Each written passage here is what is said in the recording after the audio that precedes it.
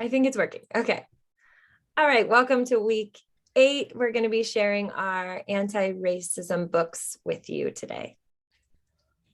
Okay, so I'll go first. The book that I chose is called Alma and How She Got Her Name by Juana Martinez. So let me share my screen. Okay. Oops, it's not big. Alma Sofia Esperanza Jose Pura Candela had a long name. Too long, if you asked her. My name is so long, Daddy. It never fits, Alma said. Come here, he said. Let me tell you the story of your name. Then you decide if it fits. Sophia was your grandmother, he began. She loved books, poetry, jasmine flowers, and, of course, me. She was the one who taught me how to read. I love books and flowers, and you too, Daddy. I am Sophia. Esperanza was your great-grandmother, he continued. She hoped to travel, but never left the city where she was born. Her only son grew up to cross the 7 seas. Wherever her sailor's son went, so did Esperanza's heart. Okay, I'll just stop it there. But basically, the book continues talking about the rest of her names and who those people were and why she was named after them, which those people, like each characteristic she also has. And then her dad ends up telling her, well, your name Alma, like you'll be able to like make your own, like be your own person, and then people will name their kids after you. So I think I picked this book because what's it called? Sorry. So in like Hispanic culture, I feel like we have really long names that most of the time people make fun of. So sometimes I think of like The Sweet Life in Zack and Cody and how Ricardo, like his like really long name, I won't say it because it's so long. Like he said it with such pride, but then everybody else would use it as a way to like make fun of him for having such a long name. So like they wouldn't say it because they thought his name was like great or because they liked it. It was more like making fun of the length, even though you know that each part of his name means something special. So I feel like for the age book, I feel it's for anyone who wants to read it because I feel that way kids will be proud of their name and where they come from and like who it comes from. So what else? So I don't think there's any concerning images in this book or anything like that. I feel like it's appropriate for all age groups. And then the culture or group that it represents is like Hispanic culture or maybe like any other culture. Well, specifically for this one, Hispanic culture, but maybe any other culture that also has really long names, but they mean something and they're significant. I'll just stop. We were talking about names at the preschool I work at on Friday. And because they're still kind of learning their names, some of them don't know their last names or their middle names. So we were talking about names. And my coworker is from Mexico. And she was telling them what in Mexico, we have a lot of names. So she was listing like all of the names that she has. So I think it's kind of interesting that it's connecting back to this too.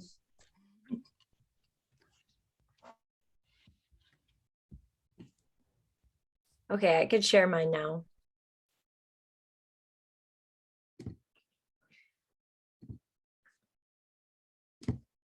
So I chose the book Peaceful Fights for Equal Rights by Rob Sanders and illustrated by Jared Andrew Shore.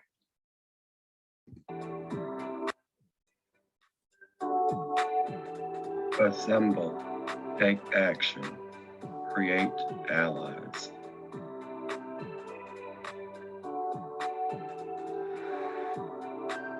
Make buttons, make banners, make bumper stickers too.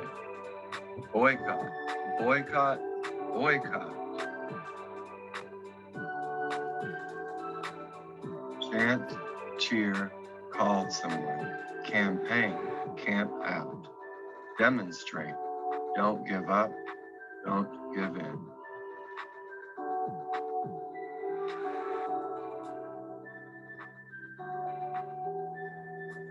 Educate, encourage, endure. Be fearless. Fly a flag. File a lawsuit. Have faith.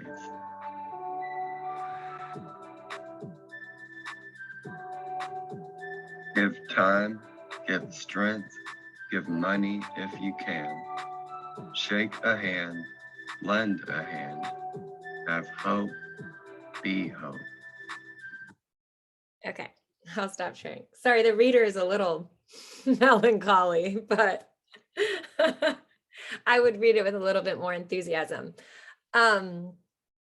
I chose this book because I actually thought that it is extremely like pertinent for things that we're seeing right now in society, even within the last couple of years with the Black Lives Matter movement. I mean, my students definitely, I'm assuming, saw it either in their own communities or on television, or their parents were talking about it. And then also with everything that's going on in Ukraine. Even though this story is not like this flowery story and it's just bullet point words, it's definitely things that are hard topics to talk about, but they did such a good job of representing all the different ways in which you yourself, no matter what age, I'm assuming I would probably start this no earlier than third grade. So for them in third grade and up, there's totally ways that they can participate. I'm not assuming that a third grader is going to file a lawsuit, but that wasn't the only way in which they said that they could participate in fighting for equal rights for whatever it is that they stand for. As far as seeing myself in this book, I actually see the person that I want to be in this book. And it encourages me to, like, I've seen so many posts on simple links that I can click to donate money for the Ukrainians. And I haven't yet. And I'm like, I really need to do that. Like, that's a way that I could participate, and I should. And I don't know why I haven't yet. So it's more of like an encouragement for me. I also see just about every diversity and ethnicity represented in this book. A little bit later, there's a lady with like who's in a wheelchair or with mechanical legs. Even on this page here, we see a Black guy holding a Caucasian baby, like maybe their like adoption is involved here. Like just about every ethnicity is represented in this book.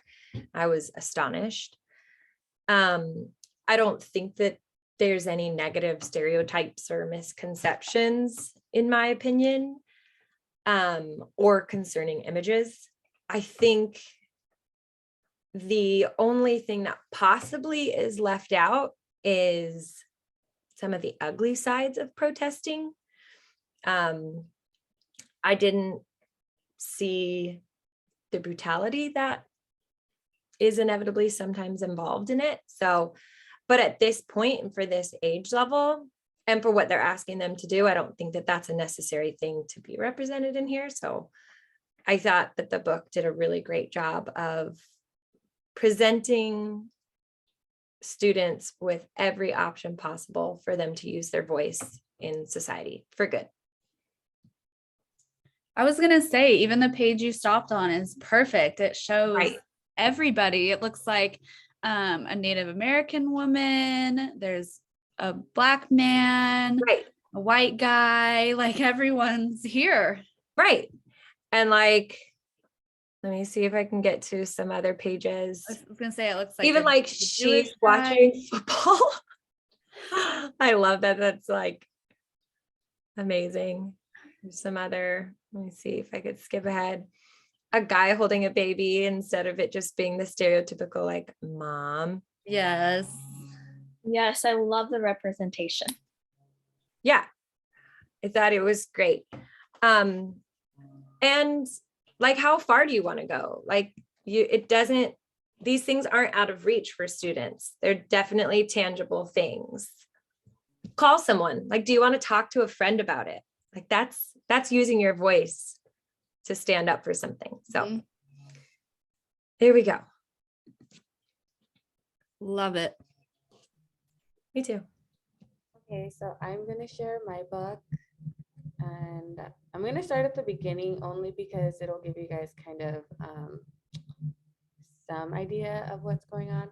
So my book is called Mama's Nightingale. It's a story of immigration and separation.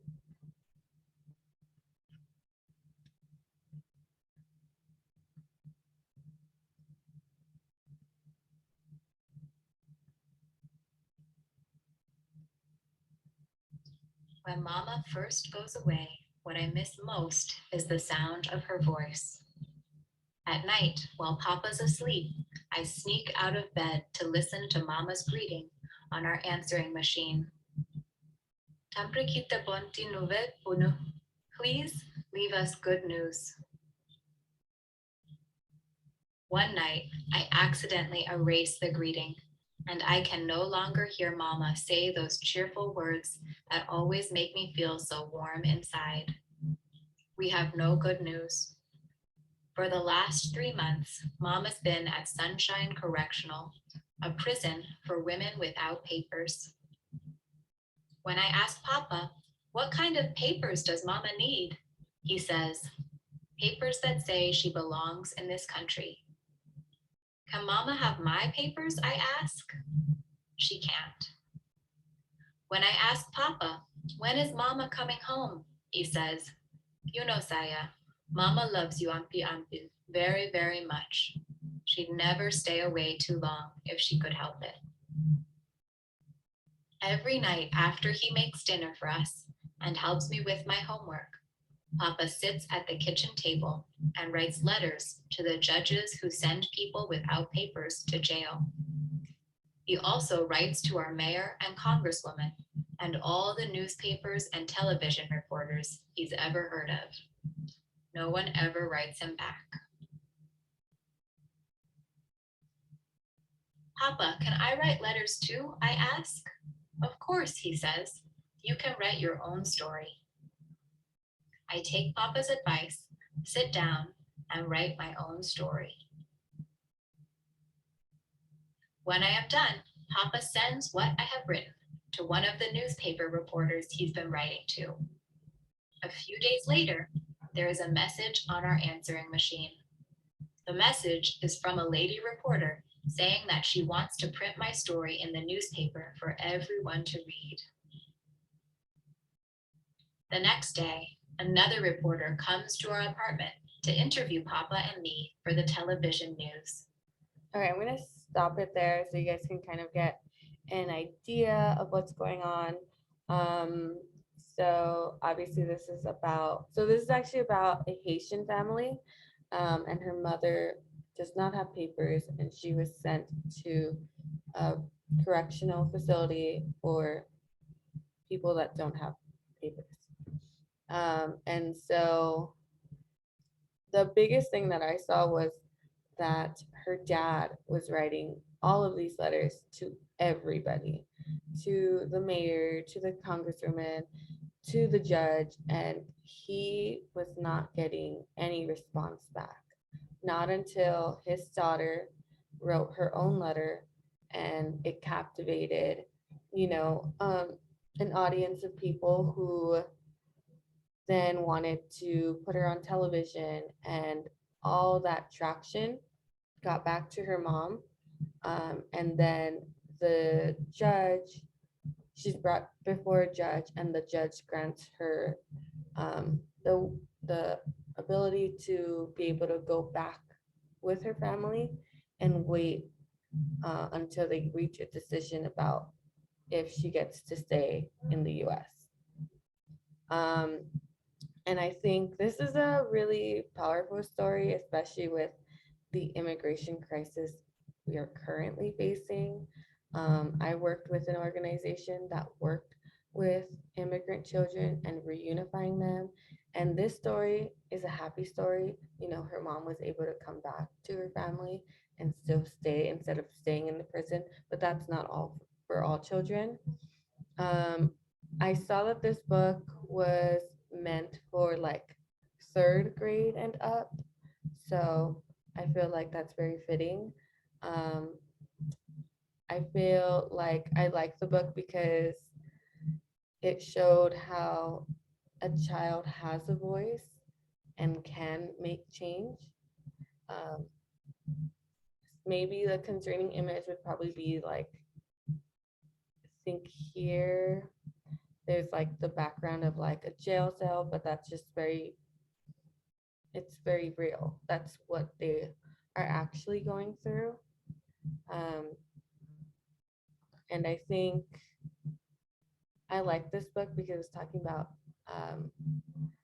Haitian people instead of just the standard Mexican family, Salvadorian family.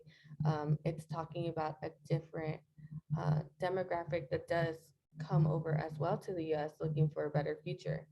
And so I think this book is a really good book. I liked it because it's talking about writing a letter, and I think you could incorporate that with your own students. Like, if you had to write a letter to make change, like what would you write about? And you know, or are you currently going through this? There are going to be students that are immigrants and have parents that are living in another country or were deported, and it's a very sensitive topic, but it's something that there are students and people around you that are going through currently. I would say I don't see myself in this book because I didn't have to go through this, luckily, but I do know friends that did have to go through this, and it's very rough. And even the children that I worked with also had to go through this. So I think it is something that has a big representation. I like how real this story is because it's something that children and other people really go through. So I really like that, you know. Yeah, I thought that was great, especially for older students. Like you said, I was gonna say I wouldn't picture reading this to my first graders, but the upper grades, that would be great. It's a heavy topic, but it's like you guys said, I mean, this is currently happening to students in our classrooms right now, so it shouldn't be avoided. I mean, it's a real thing. All right, I will share mine.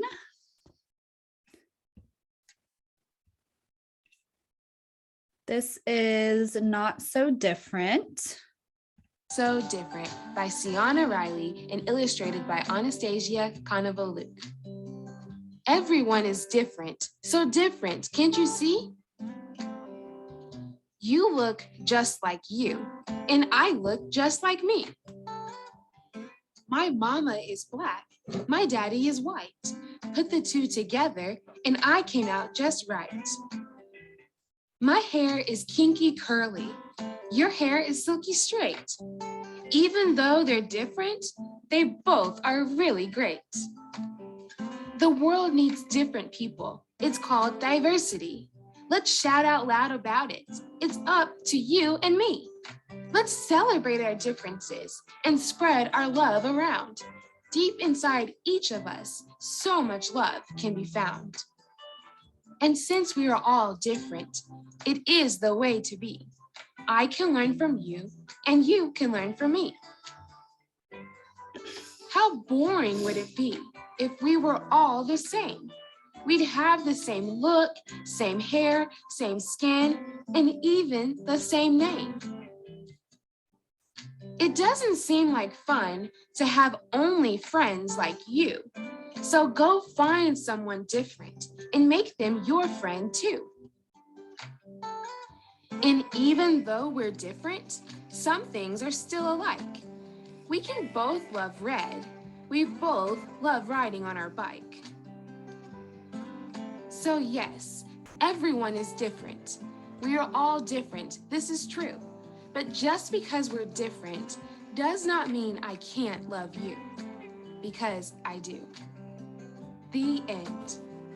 I learned. All right. Let me stop the share. I love this book. I think it is so cute and so appropriate because I do have first grade.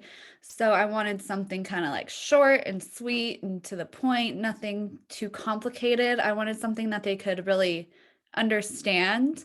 And I think it's representative. You saw a lot of different skin colors. There was even someone in a wheelchair.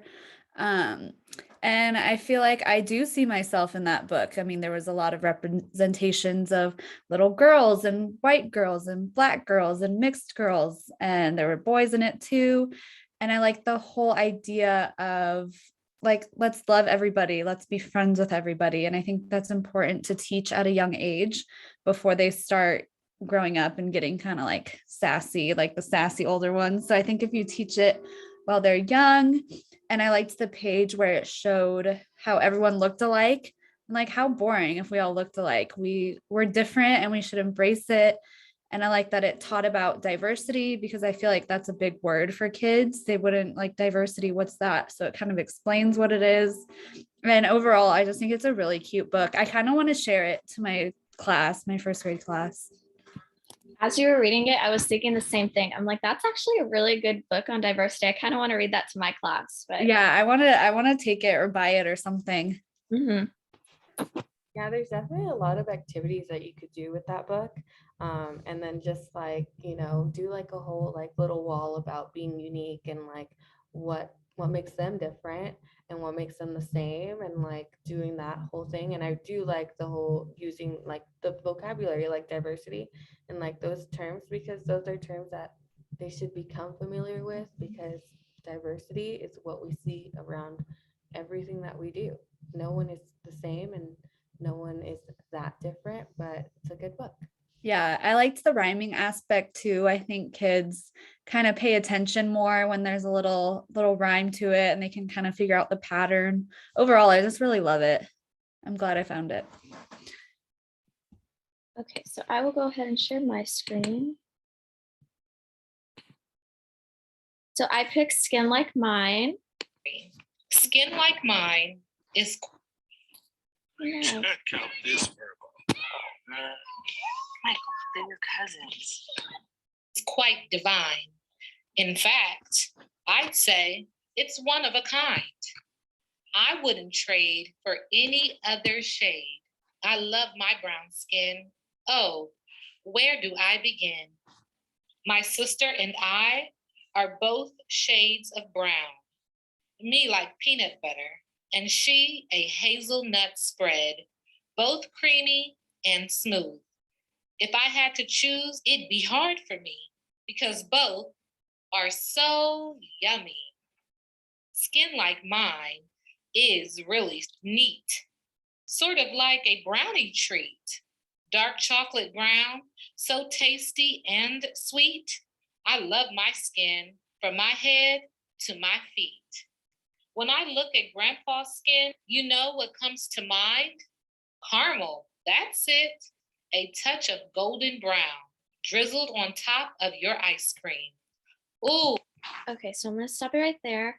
I love this book. I think it teaches children to have a positive outlook on who they are and how they view themselves. I also really like how it makes comparisons, compare skin to delicious foods like peanut butter, ice cream, so students can make a positive connection with the color of their skin. I love how it represents people who have dark skin, because I feel like in society, dark skin isn't considered beautiful and it isn't given the time of day like light skin is. So I'm really glad that the book represents people with dark skin and lighter skin.